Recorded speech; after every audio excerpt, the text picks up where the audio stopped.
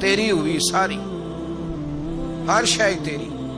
حضرت ابراہیم نے دین کے لیے، آپ شہر بابل کے قریب پیدا ہوئے تھے، وہاں سے مصر آئے، مصر سے فلسطین آئے، اور فلسطین سے آ کر کے کعبہ آباد فرمایا۔ زندگی سفروں میں گزری، سفر ایک تکلیف والی چیز ہے، پر حضرت ابراہیم نے وطن چھوڑ دیا، گھر چھوڑ دیا۔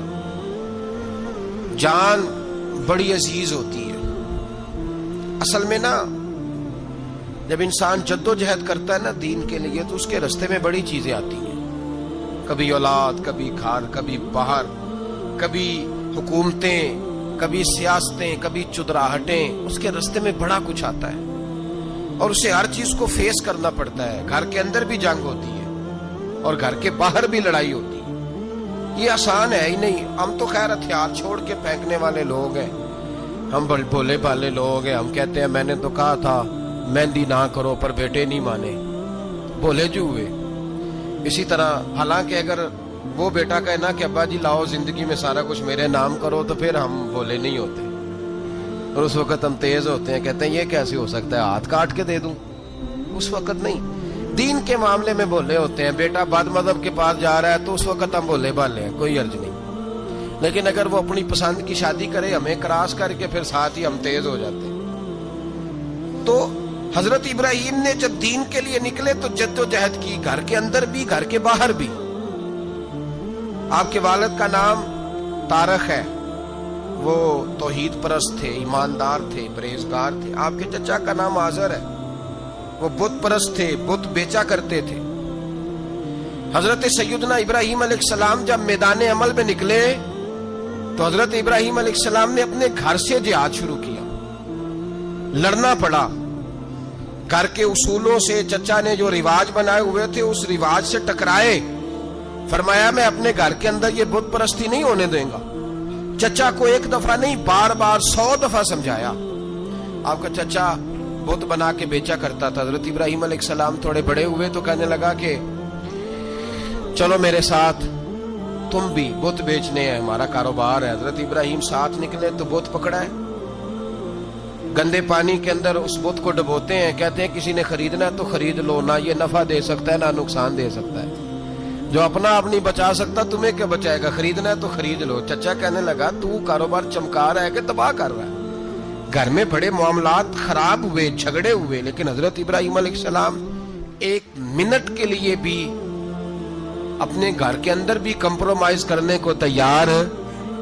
یہ تھوڑا مشکل میں نے پہلو چھیڑ دیا ہے، یہ تھوڑا مشکل پہلو چھیڑ دیا ہے۔ بڑا سمجھدار آدمی ہے پر بیوی سے پردہ نہیں کرا سکتا، سیانا ہے، پنچایت کا بندہ ہے، جو اس سے آپ کہیں گے وہ بات یہ سنائے گا، لیکن کہتا ہے نہیں جی میں نے کوشش کر لی ہے۔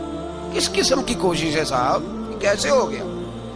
حضرت ابراہیم علیہ السلام نے گھر کے اندر سے فرمایا نہیں کرنے دوں گا، گھر کے اندر بھی ٹکرائے۔ فرمایا تم جو بھی ہو، پاش کیا چچا کے اصولوں کو، اور باہر جب نکلے تو صرف علاقے کے چیئرمین سے نہیں ٹکرائے، ایم پی ایم این اے وزیر مشیر سے نہیں ٹکرائے، سپر پاور نمرود دنیا کا واحد حکمران تھا اس وقت، دوسرا کوئی حکمران ہی نہیں تھا، اکیلے حکمران سے جا کر ٹکرائے، کوئی ساتھ فوج نہیں تھی، کوئی ساتھ ان کے طاقت بظاہر دنیا داری کی کوئی نہیں تھی، پر حضرت ابراہیم جا کے ٹکرائے۔ اور میرے رسول پاک صلی اللہ علیہ وسلم نے سند بیان کی، فرمایا افضل الجہاد کلمۃ الحق عند سلطان الجابر۔ فرمایا سب سے افضل جہاد یہ ہے کہ تو ظالم بادشاہ کے سامنے کھڑے ہو کے حق بات بیان کر دے، یہ سب سے بڑا جہاد ہے، یہ سب سے افضل الجہاد کلمۃ الحق عند سلطان الجابر، سب سے بڑا جہاد۔ حضرت ابراہیم کھڑے ہو گئے، سپر پاور سے ٹکرائے۔ یہاں ہم لوگ حکمتوں کا شکار ہیں، دیکھیں گے، کریں گے، سوچیں گے، اور مولوی صاحب کو ویسے کہتے ہیں آپ پرہیز کریں سیاسی باتوں سے۔ بھئی اللہ کے ہر نبی نے جا کے وقت کے ظالم حکمران کو لتاڑا ہے، للکارا ہے، یہ تو مشن انبیاء ہے۔ حضرت سیدنا ابراہیم علیہ السلام نے اس کو جا کے کہا کہ تو جھوٹ بولتا ہے، تو جھوٹا ہے، تو خدائی کا دعویٰ کرتا ہے، تو بہت بڑا ظالم ہے، اور قرآن مجید نے اس ساری بات کو بیان فرمایا۔ حضرت ابراہیم علیہ السلام سے کہنے لگا میں رب ہوں. تو آپ نے فرمایا میرا رب تو وہ ہے جو زندہ کرتا اور مارتا ہے. تو پھر آپ حق بات بیان کریں گے تو اللہ مارے گا کہ بندہ مارے گا؟ کچھ بھی نہیں ہوتا، کیونکہ زندگی موت کس کے ہاتھ میں ہے؟ اللہ کے ہاتھ میں. زندگی موت اللہ، کچھ بھی نہیں ہوتا. انسان صحیح سمت کا تعین کرے اور صحیح چلے. حضرت علی شیر خدا سے کسی نے کہا تھا کہ آپ کے بڑی دشمنی ہے، کوئی محافظ رکھ لیں. آپ فرمانے لگے موت خود بہت بڑی محافظ ہے، وقت سے پہلے آتی ہی نہیں. بڑی محافظ ہے، وقت سے پہلے. علامہ نورانی رحمت اللہ تعالی علیہ کراچی جیسے شہر میں رہا کرتے تھے، جہاں گام گام پہ خطرہ تھا. لوگوں نے کہا حضرت اتنے بڑے لیڈر ہو، آپ کی جماعت کی 62 سیٹیں ہوئی قومی اسمبلی میں، ایک ایسا وقت بھی آیا تو کوئی ایک آدمی بندوق والا. آپ فرمانے لگے مجھے ضرورت ہی نہیں، اس لیے کہ جس خدا رسول کے لیے میں نکلا ہوں وہ خود ہی حفاظت کرنے والے ہیں، ضرورت نہیں ان چیزوں. تو بھائی حضرت ابراہیم ٹکرائے اور آپ کا انداز کیا ہے؟ جا کے کہا کہ تو نہیں، خدا وہ ہے جو زندہ کرتا. اور اس نے ایک بیوقوفوں جیسی دلیل دی. ایک آدمی کو کل پھانسی دینی تھی تو اس کو بلایا، کہنے لگا تجھے کب پھانسی ہے؟ اس نے کہا کل. کہنے لگا جا تجھے ذات کیا زندگی دی، اس کو چھٹی دے دی. ایک عام آدمی بیچارہ بیٹھا تھا، اس کو پکڑ کے نا کہنے لگا اس کی گردن اڑا دو. کہنے لگا دیکھ لو میں بھی زندہ کرتا اور مارتا ہوں، وہ جو کل مرنے والا تھا میں نے زندہ کر دیا ہے، اور جس کو پتہ ہی نہیں تھا کہ میں نے مرنا ہے اسے پکڑ کے میں نے مار دیا ہے. یہ بیوقوفوں جیسی دلیل ہے. حضرت سیدنا ابراہیم علیہ السلام چاہتے تو اسی وقت دلیل توڑ دیتے کہ تو کیا بیوقوفوں جیسی بات کر رہا ہے، اگر تو زندگی دیتا ہے تو مرے ہوئے میں جان ڈال کے دے جس کو تو نے مارا ہے. لیکن حضرت ابراہیم نے دیکھا کہ بیوقوف ہے، بیوقوفوں سے بحث نہیں ہوتی، دلیل بدل لی جاتی ہے، ان کی عقل کے مطابق بات کی جاتی ہے. حضرت ابراہیم فرمانے لگے میرا رب وہ ہے جو سورج مشرق سے نکالتا ہے اور مغرب میں غروب کرتا ہے. تو اگر رب ہے تو مغرب سے نکال کے مشرق میں غروب کر. فبہت الذی کفر، کافر لاجواب ہو گیا، اس کے پاس اس چیز کا کوئی جواب نہیں تھا. علامہ اسماعیل حقی نے خوبصورت فقرہ لکھا ہے، خوبصورت جان ڈال دی ایک جملہ کہہ کے. حضرت سیدنا علامہ اسماعیل حقی رحمت اللہ علیہ فرمانے لگے چونکہ نمرود بیوقوفوں جیسی باتیں کر رہا تھا، اگر وہ یہ کہہ دیتا نا کہ میں سورج کو نکالتا ہوں مشرق سے، میں غروب کرتا ہوں معاذ اللہ مغرب میں میں نکالتا ہوں، تو آپ اپنے رب سے کہیے کہ وہ مغرب سے نکال کے مشرق میں غروب کرے. علامہ اسماعیل حقی فرماتے ہیں رب کریم کی آواز قدرت تھی، مالک حضرت ابراہیم علیہ السلام کے اس اگر وہ کہہ دیتا اور حضرت ابراہیم دعا کر دیتے تو رب کریم نے فرشتوں کو تیار بٹھایا ہوا تھا. فرمایا اگر یہ کہہ دے میرے خلیل سے کہ سورج مغرب سے نکال کے مشرق میں غروب کرنا ہے تو تیار رہنا، جس طرح خلیل کہیں گے ویسے ہی کر دیں گے. واتخذ اللہ ابراہیم خلیلا، ابراہیم ہمارا دوست جو ہوا، جیسے کہے گا ویسے کر دیں گے. حضرت سیدنا ابراہیم علیہ السلام کی باتوں کا جب جواب نہ دے سکا، دلیل نہیں بندہ دیتا، پھر لڑائی کرتا ہے، پھر جھوٹے موٹے اعتراض کرتا ہے. دلیل ختم ہوتی ہے تو لوگ ذاتیات پہ اترتے ہیں، کہتے ہیں یہ کھانستا صحیح نہیں، دیکھتا صحیح نہیں. دلیل ختم، اب ذاتیات پہ اترے، کہنے لگے مجھے پتہ چلا ہے کہ یہ فلانی جگہ گیا تھا تو وہاں جا کے اس نے اس طرح کیا ہے. پھر لوگ ذاتیات پہ اترتے ہیں، جب دلیل کا جواب دلیل سے نہیں دے پاتے پھر ذاتیات پر اتر کر حملے کرتے ہیں. حضرت ابراہیم کے دلائل کا جواب نمرود نہ دے سکا تو کہنے لگا کہ اس کو آگ میں ڈال دو. قوم گئی ہوئی تھی ساری، آپ نے بات سنی ہوئی ہے، میں نے صرف اشارہ دینا ہے، میلے پہ. تو حضرت سیدنا ابراہیم علیہ السلام نے سارے بت توڑ دیے، کلاڑا بڑے بت کی گردن پہ رکھا. واپس آئے، کہنے لگے بت کس نے توڑے ہیں؟ تو فرمایا اس سے پوچھو جس کی گردن پہ کلاڑا ہے. کہنے لگے یہ تو بول ہی نہیں سکتا. تو فرمانے لگے بڑے بیوقوف ہو، جو بولتا ہی نہیں، سنتا ہی نہیں، اپنا آپ نہیں بچا سکتا، اس کی پوجا کرتے ہو. کہنے لگے پکڑو دلیلیں ختم ہو گئی، اس کو آگ میں ڈالو. بہت بڑی حویلی 45 فٹ مربع پہ مشتمل ایک حویلی بنائی گئی اور 45 فٹ اونچی. مختلف روایات، علامہ اسماعیل حقی کہتے ہیں کہ 3 مہینے تک نمرود نے کہا کہ اس کے اندر لکڑیاں ڈالو. لوگ پوچھنے لگے کتنی دنیا جلانی ہے؟ کہنے لگا بندہ تو ایک جلانا ہے پر بندہ بڑا تگڑا ہے. ایک بندہ 3 مہینے لکڑیاں ڈالی گئیں. اور لوگوں کی جو تہمات ہوتی ہیں نا وہ بڑی عجیب ہوتی ہیں. تہمات میں نے بڑی تفصیل سے رمضان المبارک میں گفتگو کی تھی. بدشگونی تہمات لوگ لیتے ہیں. اس وقت بھی لوگ تہمات کا شکار ہو گئے. عقیدہ بگڑ جاتا ہے تو وہ عجیب و غریب باتیں کرنے لگتا ہے. تہمات کا شکار ہو گئے. بیویاں نظر مانتی میں بیمار ہوں اگر صحیح ہو گئی تو اتنے من لکڑی دوں گی حضرت ابراہیم کی آگ جلانے کے لیے. ایک عورت لے کے جا رہی ہے لکڑیاں. تو ایک نیک دل آدمی نے اس سے پوچھا کہاں جا رہی ہو؟ کہنے لگی میں نے منت مانی تھی تو حضرت ابراہیم علیہ السلام کو معاذ اللہ جلانے کے لیے لکڑیاں لے کے جا رہی ہوں. تو وہ رب کریم کے بندے کہنے لگے تو ڈھونڈتی رہے گی تجھے وہ جگہ ملے گی نہیں. وہ بی بی کئی مہینے گھومتی رہی جگہ ہی نہیں ملی جہاں لکڑیاں ڈالنی. ماری گئی. تہمات کا شکار ہوئے بہت سارے لوگ. تہمات کا بھائی تہمات دین کے اندر منع ہے. تہمات دین میں کوئی نظر ماننا, کوئی کسی بزرگ کے مزار پہ جا کے سالے ثواب کے لیے کوئی چیز ماننا یہ تو درست ہوا. لیکن غیر شرعی نظریں مان لینا کہ میں آگ کے گرد چکر لگاؤں گا, میں جناب وہاں جا کے یہ والا تماشا کروں گا, میں دھاگا باندھوں گا, میں رسا کاٹوں گا, میں وہاں گندے ہو سے پانی پیوں گا, ان کی شریعت اجازت یہ تہمات ہیں, بدشگونی ہے. دین میں ان کی کوئی گنجائش. آپ نظر ماننے سے پہلے بھی کسی عالم سے رابطہ کریں کہ میں منت مانگنے لگا ہوں تو کیسے ماننی چاہیے, اس کا طریقہ پوچھیں. ایسے ہی غلط چیز کی منت تھوڑی مان لی جائے گی. بہرحال آمدام برسرے مطلب حضرت ابراہیم کے لیے آگ جلائی گئی. 45 فٹ اونچی آگ ہے. پرندہ بھی اوپر سے گزرتا ہے تو نیچے گر جاتا ہے جل کے.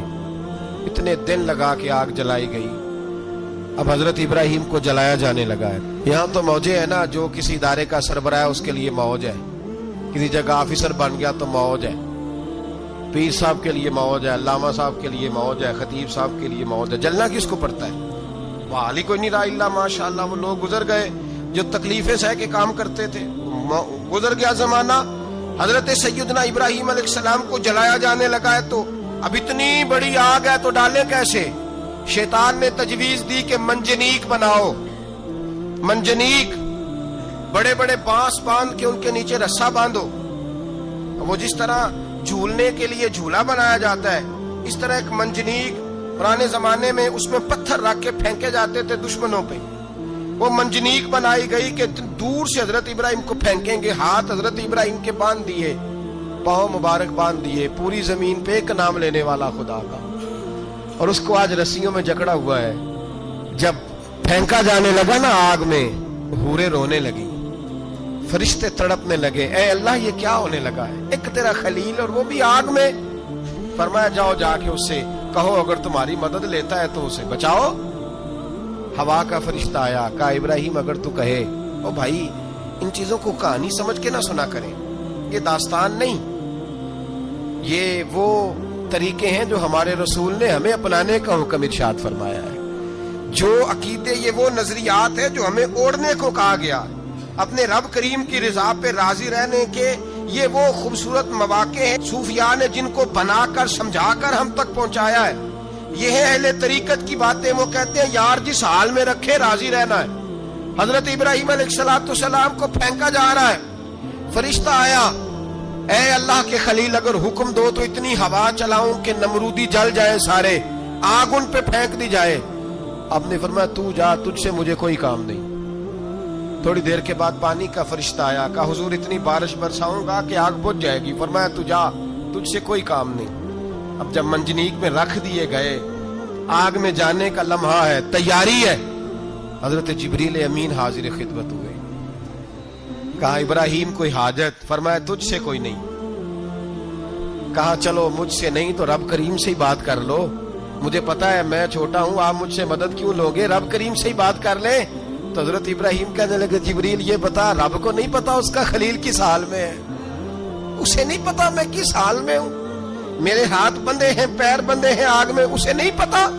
بتایا تو اسے جاتا ہے جس سے خبر نہ ہو. تو اگر اسے پتا ہے, اگر وہ جلانے پہ راضی ہے تو میں بھی جلنے کو تیار ہوں. میں تیار ہوں. اسے کہو ٹھیک ہے. حضرت سیدنا ابراہیم علیہ السلام کو منجنیق میں ڈال کے جو پھینکا آگ میں, یا نار کونی بردم و سلاما علی ابراہیم, اللہ نے فرمایا اے آگ میرے ابراہیم پہ ٹھنڈی بھی ہو جا اور سلامتی والی بھی ہو جا۔ حضرت ابراہیم کو 2 فرشتوں نے بٹھا دیا زمین پہ، پھول کھلے ہیں، کونپلیں مہک رہی ہیں، کلیاں خوشبو دے رہی ہیں۔ حضرت ابراہیم نے سر سجدے میں رکھ دیا، سبحان اللہ والحمد للہ ولا الہ الا اللہ واللہ اکبر۔ حضرت ابراہیم اللہ کی تسبیح پڑھنے لگے، رب کریم کا شکر بجا لانے لگے۔ نکلے وہاں سے، کچھ دن گزر گئے، نکلے، حکم ہو گیا ابراہیم علاقہ چھوڑ دو۔ حضرت ابراہیم علیہ السلام وہاں سے نکل کے مصر آئے، چچا کے پاس ٹھہرے۔ انہوں نے اپنی بیٹی جناب سارہ کا نکاح کر دیا۔ کچھ آگے بڑھے تو ایک ظالم بادشاہ سے ٹکرائے، اس نے ایک شہزادی، ایک بادشاہ کی بیٹی قید کی ہوئی تھی، جناب ہاجرہ نام تھا، ان کو قید سے چھڑا کے ساتھ لائے۔ حضرت لوط علیہ السلام بھی ساتھ، یہ 4 لوگوں کا قافلہ چلا، فلسطین میں جا کے پڑاؤ ڈالا، گھر بار چھوڑا، تبلیغ شروع ہوئی۔ حضرت ابراہیم کے گھر میں 2 خواتین ہیں، ایک آپ کی بیوی ہیں، ایک حضرت ہاجرہ ہے، اولاد کوئی نہیں، بڑا میوہ میٹھا، گھر وہی آباد ہوتا ہے جس میں بچے روتے ہیں، گھر ہوتا ہی وہ ہے جس میں بچوں کی چنچناہٹ ہوتی ہے، بھن بھناہٹ ہوتی ہے۔ حضرت ابراہیم نے ایک بچہ روتے ہوئے دیکھا تو آنکھوں میں آنسو آئے، کہنے لگے ربی حب لی من الصالحین، یا اللہ مجھے بھی نیک اولاد عطا کر دے۔ حضرت سارہ نے سن لیا، کہنے لگی ابراہیم شاید میرے بطن سے تو آپ کو نصیب نہیں، ہاجرہ سے نکاح کر لو۔ جناب ہاجرہ سے نکاح ہوا۔ اللہ تو بڑا بے نیاز ہے، رب کریم نے حضرت اسماعیل جیسا خوبصورت بیٹا عطا فرمایا۔ بیٹا کالا سیاہ بھی ہو تو سینے کی ٹھنڈک ہوتا ہے، پر یہ تو وہ بیٹا ہے جس کی پیشانی میں نور محمدی چمکتا ہے صلی اللہ علیہ وسلم۔ حضرت سیدنا اسماعیل علیہ اتنے خوبصورت، اب جس بیوی کے ہاں بیٹا تھا، بیٹھنا اٹھنا بھی زیادہ اس کے پاس، آنا جانا بھی اس کے پاس، توجہ ادھر ہو گئی۔ جناب سارہ رشک کرنے لگی، ایک دن کہنے لگی اسے چھوڑا جنگل میں، وادی غیر ذی زرع، مکے کے پاس۔ بھائی ایک بیٹا عالم دین بنا لو، کہنے لگا روٹی کہاں سے کھائے گا؟ تیرے 5 بیٹے ہیں، کو حافظ قرآن بنا، کہتے روٹی کہاں سے کھائے گا؟ وہ بچہ بھی کہتا ہے میں کہاں سے کھاؤں گا؟ حضرت ابراہیم علیہ السلام تو چند مہینے کا بچہ چھوڑ آئے، تو کہاں سے روٹی کھائی حضرت اسماعیل؟ کہاں سے کھائی ان کی اماں نے روٹی؟ بھوکے مر جاتے ہیں یہ سارے۔ میں بڑی ذمہ داری سے کہا کرتا ہوں کہ جتنی خوبصورت روٹی اللہ کریم دین کے خادموں کو عطا کرتا ہے شاید کسی اور کے نصیب ہوتی ہو، لیکن ہم لوگ توجہ ہی نہیں کر رہے، ہمارا ذوق ہی نہیں بن رہا، ہم یہ محنت ہی نہیں کر رہے کہ قوم کو مستند علماء کی ضرورت ہے، علاقوں کے علاقے خالی ہیں، ادھر ہمارا مزاج ہی نہیں بن رہا، توجہ ہی نہیں دین کی خاطر۔ اور پھر چلے بچے تو بعد کی بات ہے نا، جو ابھی خود جوان ہے وہ بھی تو یہ دعا، ایک صاحب مجھے کہنے لگے میں دعا مانگ رہا ہوں اللہ مجھے بیٹا دے تو میں اسے دین پہ لگاؤں گا، تو میں نے کہا آپ بھی بوڑھے نہیں ہوئے، آپ خود ہی لگ جائیں، بیٹا تو ابھی آئے گا تو لگے گا نا، تو آپ تو اس وقت ہے تو آپ تو پہلے لگے نا صاحب، 2 گھنٹے تو نکال کے آئے، دین سیکھنے کو کافی ہے۔ آپ اتنی لمبی سوچ رہے ہیں کہ بچہ آئے گا تو بڑا ہوگا تو وہ جائے گا تو دیکھی جائے گی، ابھی تو آپ ہیں تو آپ تو آؤ۔ حضرت ابراہیم نے بچہ وہاں چھوڑا۔ یہاں سے جو عمرہ کرنے لوگ جاتے ہیں نا، جو حج کرنے جاتے ہیں، ان کو پتا ہے کہ وہاں دنیا کی ہر نعمت ملتی ہے، پھر بھی ڈبل ٹرپل پیسے لوگ جیبوں میں ڈال کے جاتے ہیں۔ حضرت ابراہیم جب وہاں لے کے گئے تو کوئی انسان نہیں تھا، پانی کا قطرہ نہیں تھا، 2 کلو کھجوریں، ایک مشکیزہ، بیوی کو تھمایا۔ ہمارے گھر میں ہزاروں چیزیں پڑی ہیں، لیکن وہ جو توکل ہے نا وہ ختم ہو گیا ہے۔ اللہ دے گا، حلال حلال پہ قناعت کرے، جائز جائز پہ بھروسہ کرے، رب کریم عطا کرنے والا ہے، وہ مزاج ختم ہو گیا۔ حضرت سیدنا ابراہیم علیہ السلام 2 کلو کھجوریں، ایک مشکیزہ پانی کا دے کر کے، اور وہاں بٹھایا آپ نے اپنے بچے کو اور اپنی زوجہ جناب ہاجرہ کو، اور بٹھا کر کے یہ واپس پلٹنے لگے تو حضرت ہاجرہ سلام اللہ علیہ نے آواز دی، کہا ابراہیم کس کے سہارے پہ چھوڑ کے جا رہے ہیں؟ جہاں آب زمزم کا کنواں ہے نا، جو لوگ گئے ہیں جنہوں نے صفا مروہ کی صحیح کی ہے، صفا مروہ سے باہر نکلے نا، سرکار کی ولادت کا مقام ہے، اس جگہ پہ آب زمزم کا کنواں تھا، وہاں حضرت سیدنا ہاجرہ کو بٹھایا، کوئی چیز نہیں، کوئی درخت نہیں، کوئی کھیت نہیں، کوئی پانی نہیں، کوئی کنواں نہیں، وہاں بٹھایا، اور بٹھا کر کے نکلنے لگے تو جناب ہاجرہ فرمانے لگی ابراہیم کس کے سہارے پہ چھوڑ کے جا رہے ہو؟ کہنے لگے اللہ کے سہارے پہ. تو پاک باز بی بی نے ایک لفظ پوچھا, کہا ابراہیم یہ میرے رب کا حکم ہے, یہ میرے, بس جن کا عقیدہ توحید مضبوط ہو ان کے لیے ایک جملہ کافی ہوتا ہے, یہ میرے اللہ کا حکم ہے. تو جناب ابراہیم علیہ السلام فرمانے لگے ہاجرہ ہاں رب کا حکم ہے. جب یہ لفظ کہے تو چاہیے تھا نا حضرت ابراہیم تسلی دیتے, تو بی بی صاحبہ تسلی دینے لگی, عرض کرنے لگی ابراہیم اگر اللہ کا حکم ہے تو پھر آپ ہماری فکر نہ کرنا, اگر یہ رب کا حکم ہے تو پھر ہماری فکر نہ کرنا, جس رب نے ہمیں یہاں تک پہنچایا ہے وہ ہمیں کبھی بھی ضائع نہیں فرمائے گا, پھر فکر نہ کرنا. حضرت ابراہیم آ گئے. بات آپ نے سنی ہوئی ہے, اشارہ کرنا مقصود ہے. 13 سال میں چلے مان بھی لیا جائے بعض روایات کی روشنی میں کہ آتے جاتے بھی رہے, لیکن مکمل دیکھ بھال اپنے بچے کی پرورش میں پورا حضرت ابراہیم علیہ السلام کا کردار, سارا کردار ماں کا تھا. میں جب خواتین کے بارے میں کوئی بات کرتا ہوں تو میں آپ کو اکثر کہتا ہوں کہ یہ صرف بیوی کے لیے حکم نہیں ہوتا, یہ ٹریننگ بیٹی کو دینی ہے اور بہن کو دینی ہے, یہ تربیت کرے اپنے گھر میں. میں تجربے کی روشنی میں یہ بات عرض کیا کرتا ہوں کہ بھائی بچے باپ کے فرما بردار اس وقت ہوتے ہیں جب اماں انہیں باپ کا فرما بردار کرتی ہیں, اور بچے باپ کے نافرمان بھی تب ہوتے ہیں جب اماں انہیں باپ کا. میں نے اپنے کانوں سے سنا ایک دفعہ ایک بچہ اپنے باپ سے کہہ رہا ہے آپ نے تو ساری زندگی باہر گزار دی, پیسے کمانا کون سا مشکل کام ہے, دکھ سکھ تو سارے اماں نے برداشت کیے, سکولوں میں وہ جاتی تھی, فلانا کام وہ کرتی تھی, فلانا کام. اب یہ سوچ اس کی ذاتی تو نہیں, یہ اس کو دی گئی ہے.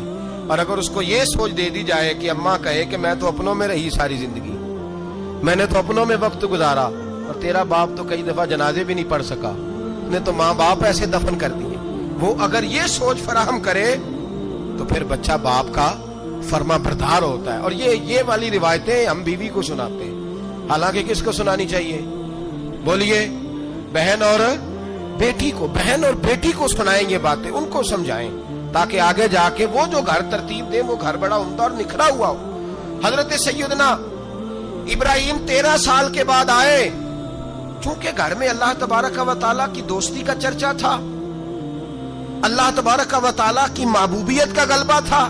13 سال کے بعد فلما بالغ معہ سعیا, بیٹا جب اتنا بڑا ہوا کہ سال چلنے لگا, تو حضرت ابراہیم نے اپنے بیٹے کو بلا کے کہا بیٹا مجھے خواب آئی ہے, میں تجھے ذبح کر رہا ہوں, تیری کیا رضا ہے.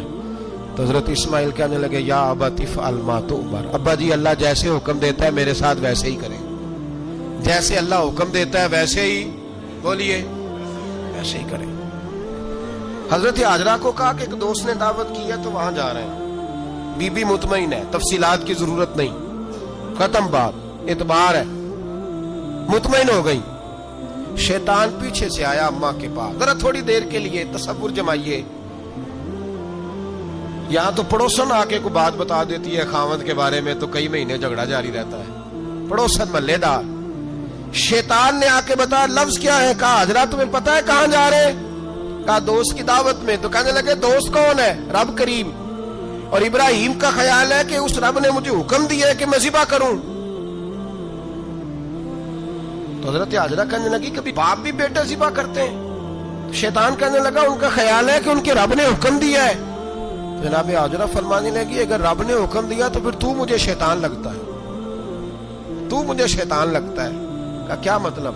فرمانے لگی اگر رب کریم کا حکم ہے تو میرے پاس ایک اسماعیل ہے, اگر 1000 بھی ہوتے میں سارے اللہ کے راستے میں پیش کر دے دیتی. مالک کا ہی تو ہے سارا کچھ, اسی کا ہے, اس میں لیت اللہ کی کیا گنجائش. حضرت سیدنا ابراہیم علیہ السلام نے بیٹے کے حلق پہ چھری رکھ بھی دی اور چھری چلا بھی دی, رکھ بھی دی, اور وہ تو اللہ کریم نے فرمایا یا ابراہیم قد صدقت الرؤیا, ابراہیم تو نے خواب سچا کر دکھایا, وہ قیامت تک تیرا نام رہے گا.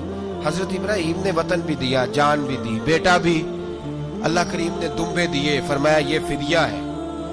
اب یہ قربانی قیامت تک حضرت ابراہیم کے طریقے کے مطابق جاری ہے. حضرت ابراہیم بہت بڑے مہمان نواز تھے, بہت بڑے.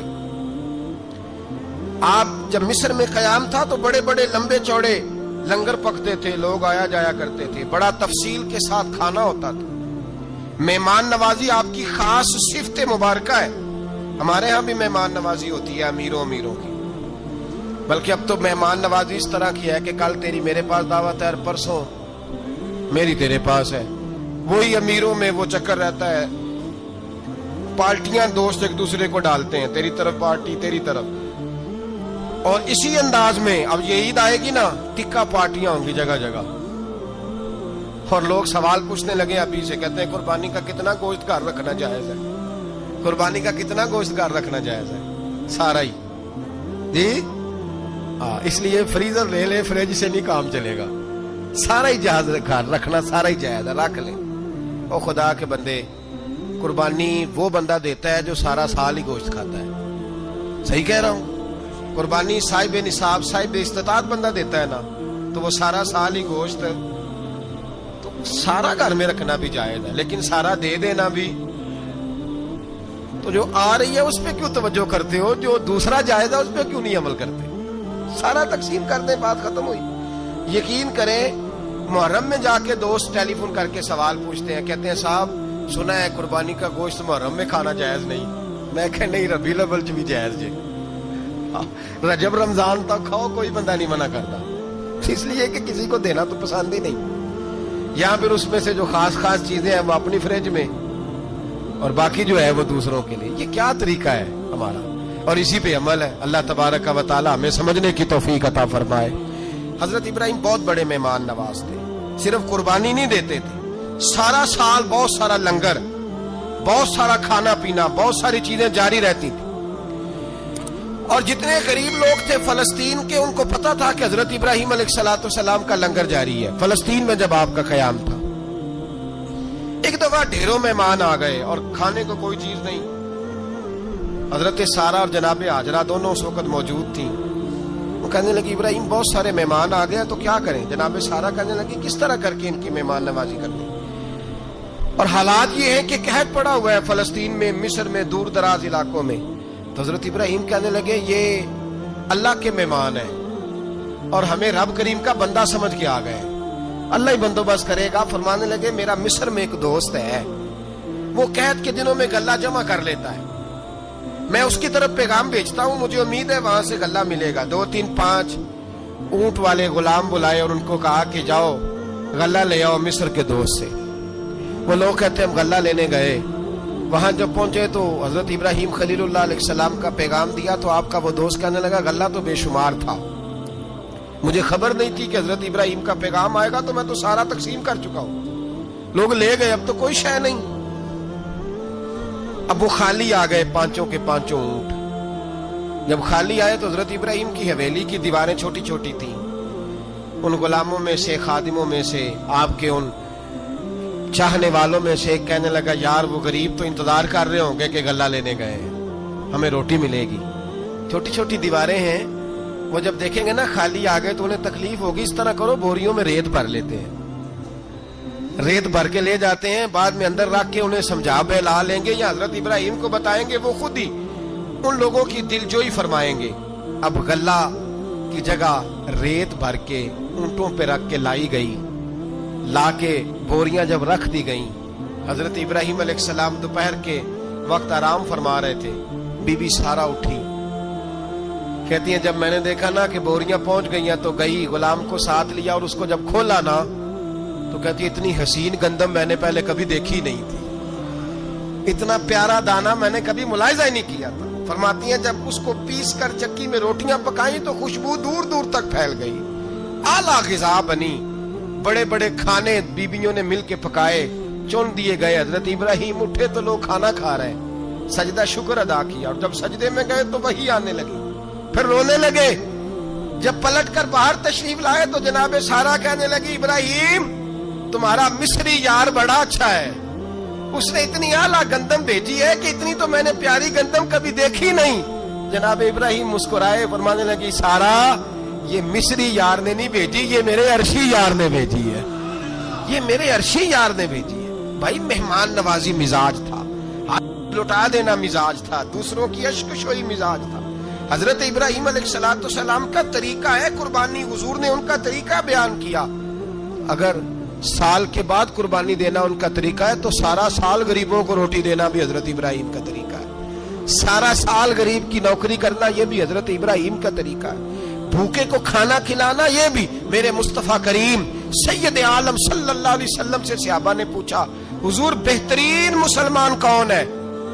بہترین مسلمان تو حضور نے فرمایا جو سلام لینے میں پہل کرے اور غریب کو روٹی کھلانے میں سب سے اچھا ہو، وہ بہترین مسلمان ہے، زبردست مسلمان.